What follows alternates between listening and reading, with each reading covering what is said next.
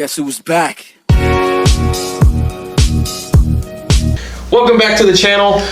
Today we are going to be going into the first of our division previews. The first division we are going to hit is the AFC North. We're going to preview every team, what they did in the offseason, what they did in the draft, how we think it's going to end up going into the season before training camp starts. But before we do that, if you haven't already, please subscribe to the channel, hit the button down here, leave a comment on the video after, like it. So let's get started. The first team we are going to go with is the Cincinnati Bengals. So of course, they had a 2-14 season. They had the first overall pick. That's probably the biggest story around them. But I feel like of all these teams, they made the most moves. And on a bad team, you know, generally, and then the second year head coach now going into it, he's going to want to, you know, establish what his culture is. They had a lot of pricey veterans on this team, and really defensively they were one of the worst. So they started making a bunch of changes, starting with the NFL free agency. One of the first things they did was franchise tagging AJ Green. They declined the 5th-year option on John Ross, so 2 moves in the receiver core. So really this is going to be a make it or break it year for John Ross, the speedster they drafted in the first round a few years ago. Set the new record for the 40. But overall, I'll just mention them already. They have a stacked receiver core going into the season. So they have AJ Green on the franchise tag, Tyler Boyd, who these last 2 seasons has really shown out. Yes. John Ross, of course, which we just said he's going to be on his final year of his contract, so he's got to really show out. And then going a little bit into what they did in the draft, in the second round, they drafted T. Higgins. So overall, I really like this group. You could even say, okay, maybe not the best receiver core in this division, but definitely the second best. Yeah. The Browns, I mean, they have two dogs at the head. But another thing that they added on the offensive side, of course, the first overall pick, Joe Burrow, quarterback. So somebody's got to throw the ball to these receivers. It makes sense. The guy had the greatest season of any college quarterback in history, I feel like. He has arm strength, not elite arm strength, but man, ball placement, this guy is accurate as heck, and he can make a lot of off-schedule throws. Very calm in the pocket. Really love the pick. And, you know, Zach Taylor in his second year as head coach, he needs the quarterback that he's going to go into the future because basically his job depends on it. And right now, they're building their young core with this draft, and they have their quarterback for the future. So hopefully this can be the starts of something new. RJ, you want to add anything on the draft and kind of the offensive side of the ball before we get into the free agency guys that they had? Don't judge me, but we just like watch football in particular just because we just love the game of football. So I've watched a couple Bengals games from Sunday Ticket just when it was on. So it was like, and I really felt like from what I saw from Zach Taylor's offense, like he's going to have a lot more leeway and really a lot more room to do things that he wants to do, and stuff that I saw from his offense this past year I think was a lot of fun and creative stuff.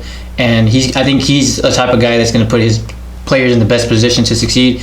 And with the receiver core that we were just talking about and Joe Mixon, I can see a pretty productive year coming out of this offense. And they did add some offensive linemen, Xavier Sofulo from the Cowboys, and Alex Redmond. So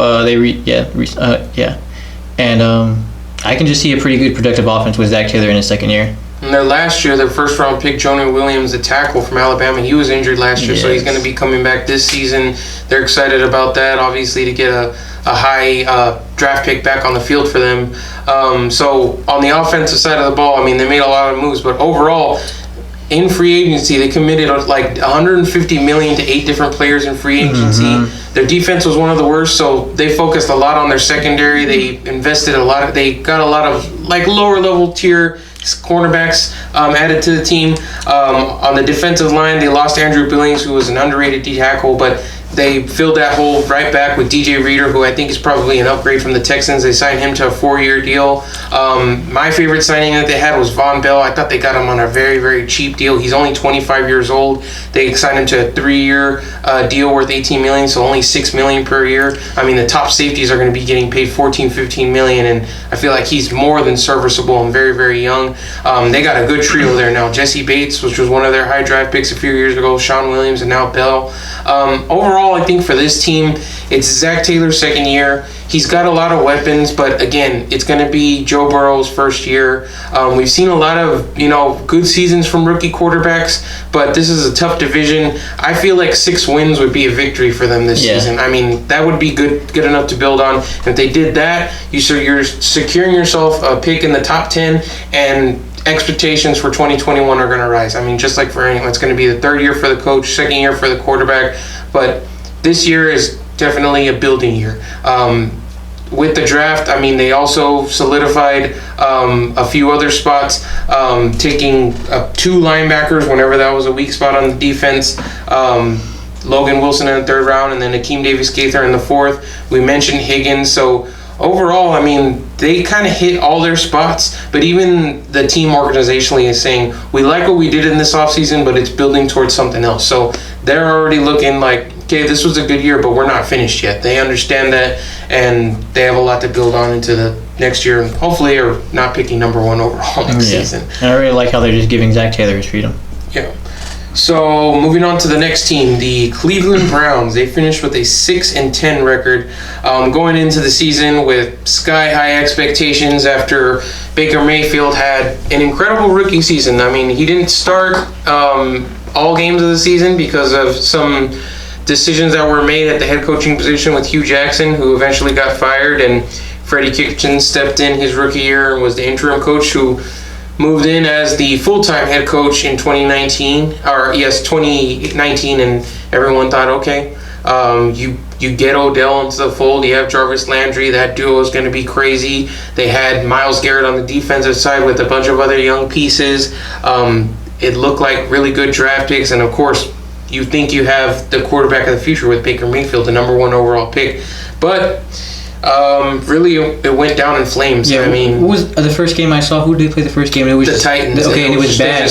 It was bad, and when I was watching it, I was like, well, I honestly, there was a part of me that saw this happening because they really didn't address the offensive line issues and stuff, and I think that was a huge part in that game. And Baker was really just getting demolished, and everything was just bad, just hit, throw, boom, just getting your head ripped off, and it was bad. Yeah, so, I mean, they had all the skill positions, but they didn't really have the foundational pieces there on the line. So, obviously, with a 6-10 record, Freddie Kitchens, his first go-around as head coach, you would hear rumblings throughout the season of, players not really vibing with him, Odell namely, and he would make some post-game comments that were kind of just like, unprofessional. So at the end of the season, just as the Browns always do, they make quick decisions, and Freddie Kitchens was fired, and surprisingly John Dorsey was also shown the door, the GM. So first order of business, they hired Kevin Stefanski, who he was actually the top recommendation by John not DePodesta. Anyway, they're analytics advisor for the Browns, but they didn't listen to him, and they hired Kitchens instead. And so now they have Stefanski at head coach. They hired Andrew Berry as GM, who's now the youngest GM in the NFL. And he was really good with Philadelphia, so... And already you start seeing in the draft, I mean, they made some really great choices. But like RJ said, protecting Baker, that had to have been the biggest goal they had in this offseason, and I feel like they started already doing that. Baker, just going to him into 2019, he looked below average, but I mean, terrible line play played into that. He was sacked 40 times, 15 more times than in 2018, and he played less games in 2018. Now, we've said getting sacked is also a quarterback sack. Yeah. You would see, and we compared him to second-year Dak Prescott a lot because he didn't trust his line. Just like whenever Dak got killed in that Atlanta game with Chaz Green, and after that, man, it was just like, you're drifting in the pocket. Yeah, you don't trust. You're escaping too early. You're spinning out too early. Just you start feeling something when actually nothing's actually there. So, first order of business, free agency starts. They signed the best tackle available, right tackle Jack Conklin. Immediately, they're going to plug him in as a starter right tackle. I love that. They signed him to a long-term deal. A surprising signing for them, Austin Hooper, the tight end. I mean, he had a great 2019 in a contract year with the Falcons. So I feel like that's more of a play towards Stefanski and the way he runs his offense and what he likes probably from his tight ends. Two tight ends, yeah. Because I know whenever we saw the signing, Njoku's always been that name that I wanted him whenever he was in the draft for Dallas, and they could have selected him, but they didn't. So you're thinking, oh man, maybe he'll be on the trade block, but no, he's going to be in the immediate plans because they exercised his 5th-year option. Going back to Hooper, this past year he had 787 yards receiving, 6 touchdowns and 75 receptions. They made him the highest paid tight end in the league. Exercising that 5th-year option on Njoku, like RJ said, 2 tight end sets are an option, but they have a backup plan. Now we'll get into a couple of more of the free agents, but backup plan at tight end, we'll get into that after the draft. So 2 of the lower level free agent signings, short-term deals that they got that I like. Carl Joseph, the safety, coming out, he was a first-round pick from West Virginia, heavy hitter safety, but he's been dealing with some injuries here recently. They signed him to a 1-year deal. Perfect guy to take a chance on after they lost some safety depth. They lost Demarius Randall this past year. They didn't re-sign Morgan Burnett. So he's a cheap fill-in to play at the spot, and he's very young. I feel like he adds a lot of value to the defense. And then Andrew Billings, the defensive tackle from the division rival Bengals. Like I said before, underrated defensive tackle. So he's filling in on another short deal, probably one of those prove-it deals where maybe you get a bigger contract next year. So I really like those deals for them. But then going into the draft, they doubled down on the offensive line. I mean, they stuck and picked at 10, and it just fell out perfectly for them. Jedrick Wills, in my opinion, the best tackle prospect that was available in this draft, fell to them. So now they have Conklin at right. They have Jedrick Wills at left. I mean, unless Wills is a bust, I mean, this is much more superior protection than Baker had last year. They're giving him all the tools, really. I mean, they already gave him the skill positions. Now they're investing in the line, so it's looking good right now. Yeah, it is. It's looking very good. They addressed everything that they needed to basically in this offseason. And in their second round, they picked Grant Delpit. They needed help in the secondary on the back end. They had Denzel Ward kind of had a down year last year compared to his rookie season, but I expect a bounce back year. And then their other cornerback, oh my gosh. Greedy Williams. Yeah, Greedy was a rookie last year. Yeah. So, I mean, in his second year, I expect him to take off. In the third round, Jordan Elliott, a really good defensive tackle prospect. He just needs to fill in and round out a little bit, but man, he's got some explosive capabilities on the defensive line. So pairing him with a 1-year guy with Billings, I like that. And then going back to that tight end spot, let's just say Njoku doesn't come back next year. Well, they have the perfect guy to fill in. They drafted in the 4th round, which is Harrison Bryant, just a perfect receiving option at tight end. And UTSA alumni, man, he killed UTSA whenever they played him. Those highlights are crazy if you want to go and watch them. Those are some of his best. So, I mean, I really like what they did overall in this offseason for a rookie GM. They really did a lot. I mean, they made a lot of moves with the rookie GM and head coach basically coming in. They made a lot of moves. But you got to feel like with the potential they have at some key positions, the talent they have, wide receiver, a pretty good defense, Myles Garrett on the defensive line with Olivier Vernon, who didn't have a good year last year, but they have a decent defense. They have a good secondary. They feel like they're a win now. I really feel like a lot of what happened last season was due to really just play design and play calling. Like there wasn't really a lot of stuff that really helped Baker out despite his offensive line and stuff. It's like when you know you have that,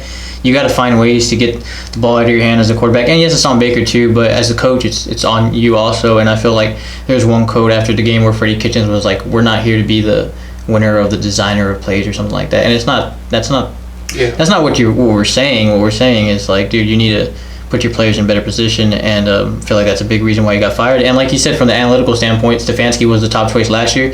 They didn't have him. Now they picked him, and Andrew Berry, as far as one of the youngest GMs, the younger the crowd, the more you start to lean towards stuff like that that plays in that role. And I feel like all the offseason moves play to that. And Odell was he gets ridiculed a lot. I think he's probably one of the greatest receivers that I've seen play in this area. It's just that he hasn't been healthy these past 2.5 years. And I feel like if he can get back to real health, man, he has a chance to be like top 5 like all time. Like that's how I felt watching him in his first couple of seasons. Like, so I feel like they can get back on track. And another thing people don't talk about, they beat the Ravens. They have they have a front 7 that really matches, like basically kind of built to beat that style of Ravens offense. With you really have to have 2 strong edge defenders, and they have that. And I think that's what you saw too when the Ravens played the Chargers in the playoffs last season. They were really able to set the tone on the edge and really not let Lamar do what he really can do. So I feel like they got a good chance to compete. obviously more so than last year. Yeah. I mean, and this is going to be a big year for Baker because after a down year in the second year, there's a lot of expectation touched on his shoulders, not just from the outside forces, but I feel like from himself too, because from the very get, I mean, he's the type that he's going to talk it, but whenever you talk it, you got to walk it. So a lot of pressure on this team. Just quickly on the defensive side, they have a lot of talent, but man, last year they had 6 games with over 30 points allowed. All of them were losses. That Titans game, the first game, they allowed 42. But on the flip side, just like RG said, the Ravens game, they beat them in dominating fashion the first time they played. They beat them 40-25. It was an ugly game. It was pretty muddy and everything. But so that favored the Browns with their rushing attack. Nick Chubb was a bright spot last year for them. He's a top 5 running back. You could argue that.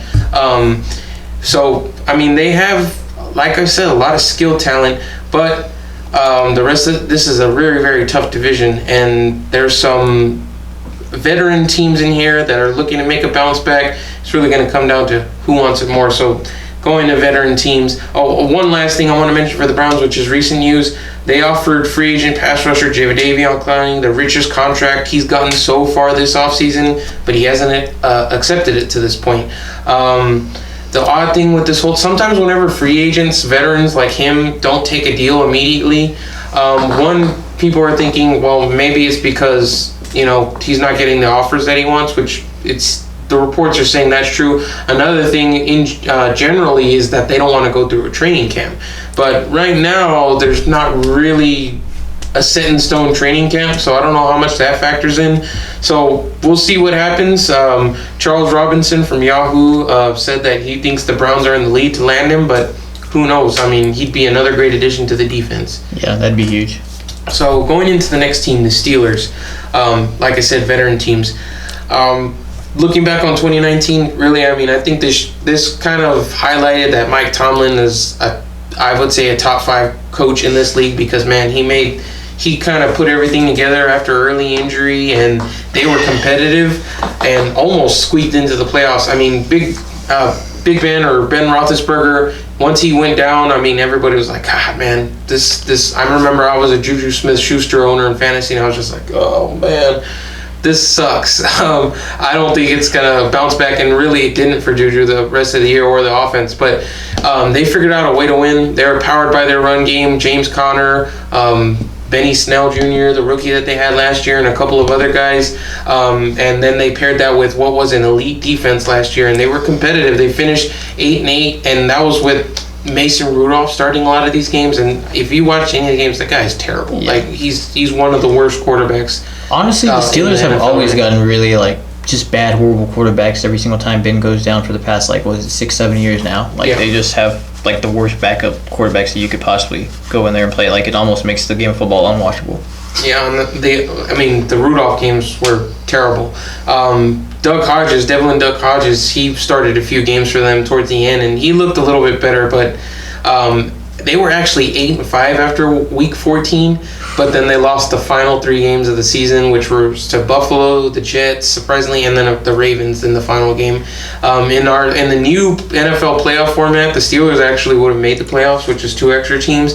But going into this season, they're rolling the dice with Big Ben again, with not only his health but also his age. I mean, he's not the last man standing. He's the last man standing with his original team from that quarterback class, which was Eli Manning, him, and then Phillip Rivers. Yeah, and Tony. And then Tony, which was undrafted, but in that same class. So rolling the dice with him.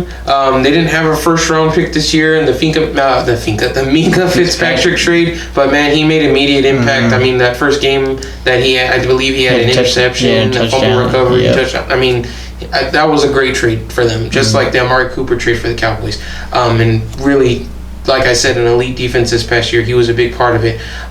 Franchise tag Bud Dupree, who had a really good season this past year. Former first-round pick of them. They keep the duo of him and T.J. Watt intact. T.J. Watt, he had almost a defensive player of the year type season last year. A lot of sacks, forced fumbles, tackles for loss. A great season for him this past year. Overall, they didn't make a lot of noise in free agency. The biggest name that they got was Eric Ebron, who he had an explosive 2018 with Andrew Luck, disappointing in 2019 with Jacoby Brissett. So they were able to get him on a pretty, fair deal. And, Roethlisberger hasn't really had a tight end of his type or his caliber really since ever. Heath Miller, but he was almost like the Jason Witten type. Yeah. Ebron is more of a field stretcher, a little bit better of a route runner, I would say, than a Miller type. So, maybe they can rejuvenate that offense on that side of the ball. Vance McDonald, the other tight end that they traded from the 49ers, he showed some flashes last year, but that'll be a pretty good little addition to the offense. The good thing about the offense is that they figured out ways to win and be competitive without Roethlisberger, so they can lean on the run game if they have to. They have a lot of young receivers going into the draft. Chase Claypool in the second round. They have Juju, who, he's got a lot of pressure this year. I feel like Juju has a lot of pressure this year. Despite Ben getting hurt, I really didn't see a lot from. Juju was injured last year too, but I honestly don't think he's a true number one. I really think that when Antonio Brown was there, he was the perfect complement to him. I think he can develop into a number one? Yes, but right now I don't see him as a number one player, number one receiver. So, and with Ben coming back, I still feel like they need a little bit more. I think they're gonna need a little bit more explosion. And I think the last thing I read too is that they're not expecting to re-sign either Juju or James Conner. Yeah, or James Conner. That was a report that came out a couple of weeks ago, so that's interesting. But Big Ben is demanding of his receivers. Like RJ said, Antonio Brown was the guy that left last year, which was the big story at the beginning of the season. But they have Juju Smith-Schuster, Deontay Johnson, James Washington, and we've mentioned Chase Claypool. And Big Ben coming back, he didn't play last year, but you got to think he's that competitive type. He still wants to prove that they don't need Antonio Brown to be competitive, and that they didn't miss the beat, and that they're still contenders as usual. So going into a few more of the free agency guys, they did lose defensive tackle Javon Hargrave to the Eagles, which that's a big loss. He's kind of you're not going to be able to fill in his spot with somebody of his caliber, but they were able to sign or trade for a rare in-division trade with the Ravens for Chris Wormley from the Ravens. Stephon Tuitt, their other great defensive lineman, is coming back from pec tear, so they're hoping he can bounce back. And of course, they have Cameron Hayward, who's one of the most consistent players in the NFL.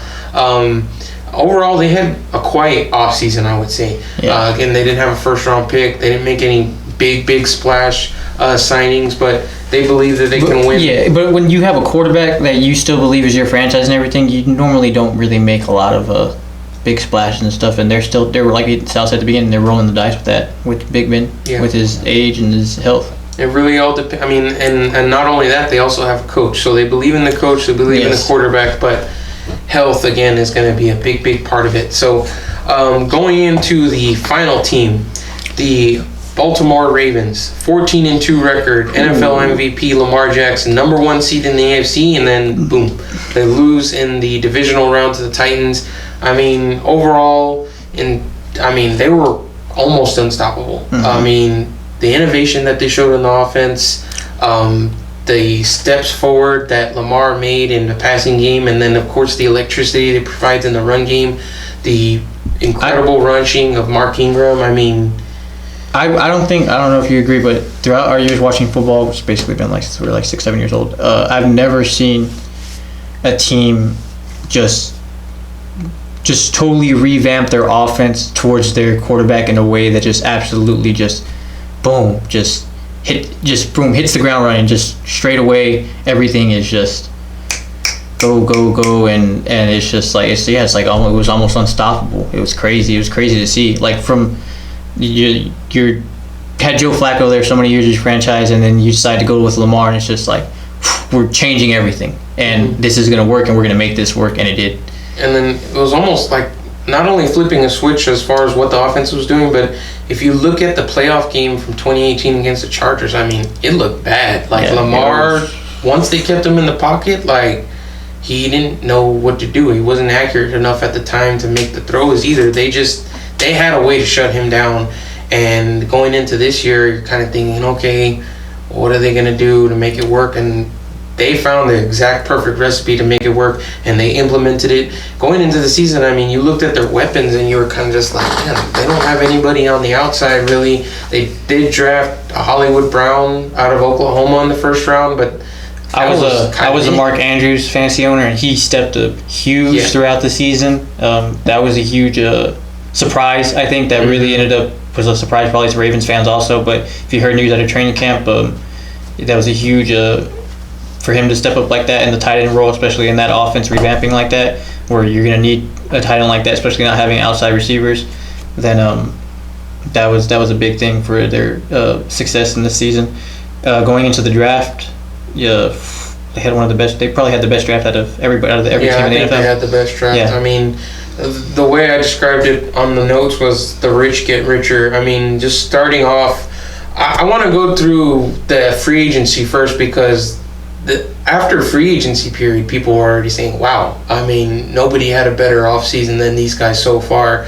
So they franchise tag Matthew Judon, one of their good pass rushers. They were actually able to tag him as a linebacker instead of a pass rusher, which saved them some money, I believe, like $4 million. And he just signed his tender today, but they still have time till July 15th to work on a long-term deal. So the one that I want to get into, so I'm going to start off with the small part first. So tight end Hayden Hurst, they drafted him in the first round in 2018 before Lamar Jackson. They had 2 picks in the first round. So everybody passed up on Lamar until the Ravens picked him, which I believe was the 32nd overall pick in the first round. So a former first-round pick in a freaking packed tight end room, because they had Nick Boyle. They had, of course, Mark Andrews, who was great this past year. Obviously, tight end one for them. They trade him to Atlanta for a 2nd round and a 5th round pick. So 2 years later, they're still able to get very, very high value for a guy, for a desperate team in Atlanta who had just lost Austin Hooper to the Browns, who are in division for the same division as the Ravens. They're able to get supreme value in that trade. And then what do? On the flip side, they use that 5th round pick, or one of their 5th round picks, and they trade it to Jacksonville for Calais Campbell, who, I mean, that guy's one of the best pure defensive linemen in the league. I would argue probably top 5 defensive ends in this league. Not as a pass rushing type, but a 3-4 defensive end. This guy, and then as far as what he brings as a leader, I mean, is incredible. One of the best guys on the field and off the field. At that point, people are like, a 5th round pick for a player of this caliber. Yeah, I feel like one of the big things, trends that is following the season for teams that are successful and ready to win now is like find a team that's rebuilding or tanking, and that needs some draft capital heading into these coming years, and find one of their not best players, but one of their foundational players for the past couple of years, and see what's the lowest you can get for them, and that's what ended up happening. Yep. So, like RJ said, the draft, I mean, at that point, free agency, they won, and then they just doubled down. I mean, starting off in the first round all the way at the 28th pick, they got probably the number 2, if you want to consider Isaiah Simmons a linebacker, the number 2 overall linebacker in the class, which was Patrick Queen out of LSU. About the only weak spot on this defense was middle linebacker, and they immediately fill it with a guy that can go all 3 downs and do everything. He said it himself. He said, I'm a guy that can do everything. And then going into the 2nd round, J.K. Dobbins. Mark Ingram dealt with injuries, I mean, pretty much his whole career. I mean, but he still produces. But to get someone like that, that's just... I mean... In that offense, that's another big guy that could, for fantasy-wise, goes and real football, Those 4 running backs at the top of the class, I mean, you could argue back and forth who you thought was the best one, but, I mean, a lot of people had Dobbins at the top, so they were able to get him in the 2nd. Adding to what was already a prolific rushing attack. Justin Madubuike for the defensive line in the 3rd. We mentioned that they traded Wormley, so boom, they're already filling in that hole. And they actually, I believe they had 4 third-round picks. So Madubuike was the first. Devin Duvernay, another 3rd-round pick, slot receiver from Texas, 4.39 40. Only had 1 drop in his entire college career. I mean, we were talking about outside weapons. I mean, they addressed that immediately. I mean, with Duvernay, and then later on in the draft, going back to linebacker in the 3rd round, Malik Harrison from Ohio State, and he was talking about him and Patrick Queen. He's like, Queen is more of that finesse speed guy, I'm more of that thumper, so you get the best of both worlds with both of us. Again, weak spot was linebacker. They doubled down on that position. Tyree Phillips, right? Mm-hmm. Yeah, they lost Marshall Yonda, which is a huge loss. Arguably probably one of the best centers throughout the past 10 years. So, and then they immediately also filled that. And I think, did they already have somebody in place too? Or They did. They signed someone, I can't remember off the top of their head, but I mean... But they were ready for it. I think they knew that it was coming. Probably. Yeah. I mean, that's an interesting retirement.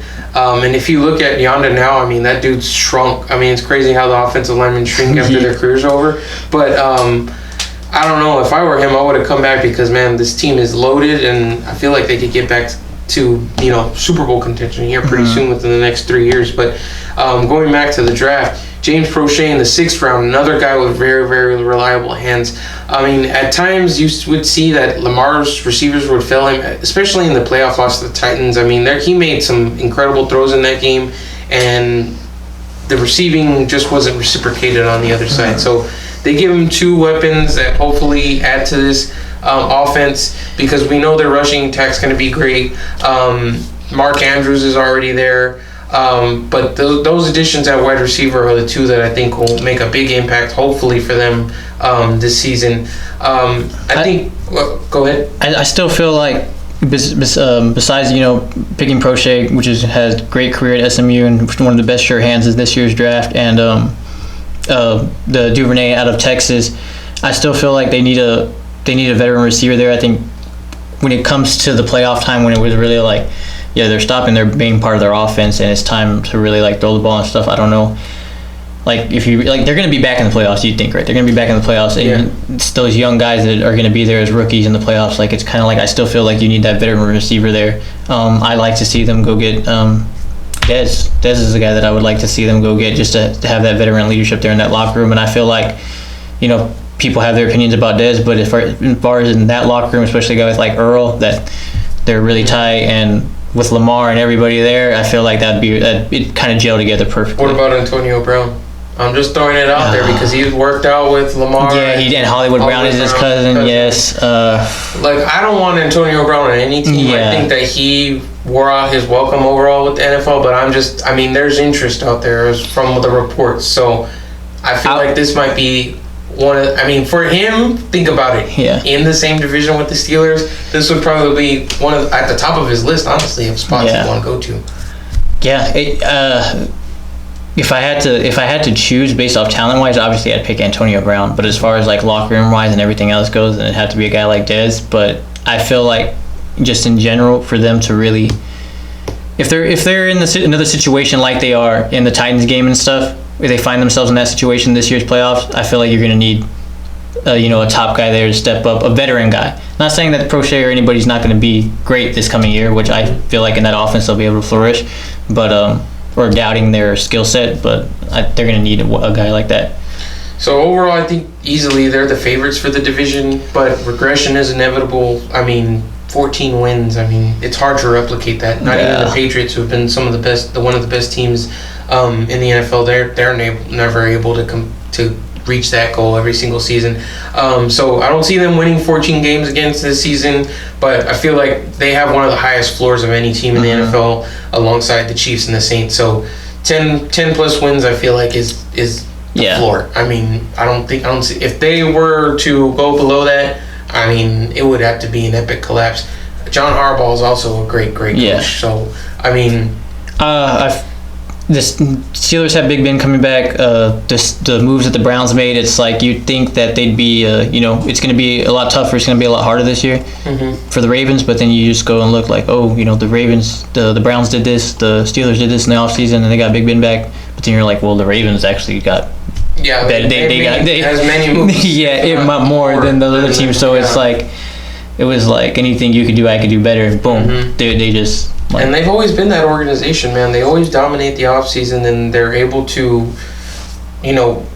refresh their talent basically every single year. And right now, they have an NFL MVP at quarterback. So give him everything possible to help him win, and let's see what happens. So just running down the division, how I think it's going to play out. Obviously, the Ravens at the top, they're going to be one of the top 4 seeds in the playoffs. I see the Steelers making the playoffs this year. Maybe it's like the last hurrah for them with Roethlisberger at the helm, but great coaching gets you somewhere. Yeah. I mean, we saw that last year with them, and great defense will get you somewhere, and they have both of those things coming back. I mean, of course, that is very, very dependent on the health of Roethlisberger, but if he's there, even though I don't like the guy very much, I feel like they're going to be competitive. And then the Browns, I don't know, man. I feel like with Stefanski, I could see Baker, like, going not as successful as a rookie year, but I could see him being more efficient and careful with the ball, and I could see them being second behind the Ravens, because I feel like with the Steelers and taking the gamble with Ben, even before, Ben's been a guy that's been very careless. Even even the season before, I mean, that 5 interception game against Jacksonville, and stuff like that. Like, you did see him regress, starting to regress more and more. So, and now with the injury and stuff, you can knock me, but I don't have the confidence in him to go out there and maybe make Juju and hit the receiver core right now look like something spectacular. So I really feel like it'll come down to the better quarterback and stuff, and I feel like Baker will be the more efficient guy in the in the Stefanski offense. And where I come in and where I see it flipping is the coaching. A first-year head coach versus a veteran guy like Tomlin. I feel like Tomlin can elevate them a little more. But whether we agree on that or not, obviously we agree that the lowest team on the totem pole is going to be the Bengals. Like I said before, 6 wins would be a win for them, but rookie quarterback, second-year head coach. They still got a lot of things to figure out in the defense, how to work in these pieces. And then, I mean, we're talking about the division. It's super, super competitive in this division. So they may not be ready to win now, but they have a lot of pieces building towards the future. Yeah, I think 6 wins, would be huge. Obviously, a huge get for this coming season for the Bengals. I will say, though, like, if you're a Bengals fan, I think you could look for probably more exciting offseason and probably a lot of heartbreaks, because y'all are probably going to be in a lot more games with the quarterback like Burrow. It's just not going to be there, and that's okay. Yeah. The foundation is coming together. You have your franchise quarterback, and you're probably going to be in games. You're probably going to have some exciting games, but at the end, you're just not going to have the team to, I think the main thing that you want to hope for the Bengals fans is, one, that Burrow starts all 16 games, and coinciding with that, if he's starting all 16 games, he stays healthy, because, again, that offensive line isn't the best. Honestly, it was probably one of the worst last year as far as pass blocking and run blocking goes. Joe Mixon had a tough time last year. So, but again, creativity on the offense and a gunslinger like Burrow can kind of elevate a team beyond bad offensive line play. I don't know how much, but you got to hope that your first overall pick stays healthy the whole season, so 2021 looks a little bit brighter. But his NFL comp was Tony, so if you get that, then you're going to be in every single game. And it can hurt you or kill you. Good or bad decision. And, it'll be a roller coaster. It'll be much more entertaining than getting blown out. But anyway, I think that pretty much covers everything for our AFC North preview. If you were a fan of one of these teams, leave us a comment down below what you think is going to happen for your team, whether you agree with us, whether you disagree with us. Please like the video, subscribe to the channel. Next up, we're going to go AFC, NFC. So next is going to be the NFC North, which is another very, very competitive division that, I mean, some of these quarterbacks, namely Mitch Trubisky, if he wins the job, has a lot riding on the line. Aaron Rodgers, whatever you think of him, has a lot. Every quarterback has something going into this season. So that's going to be a very entertaining division that we're going to hit up next. So please subscribe to the channel if you're new, and we appreciate you watching. We will see you next time. Yo, I ain't here for the money, I ain't here for the fame. Though it might be nice to own a jet plane, I'ma do it all for you. Come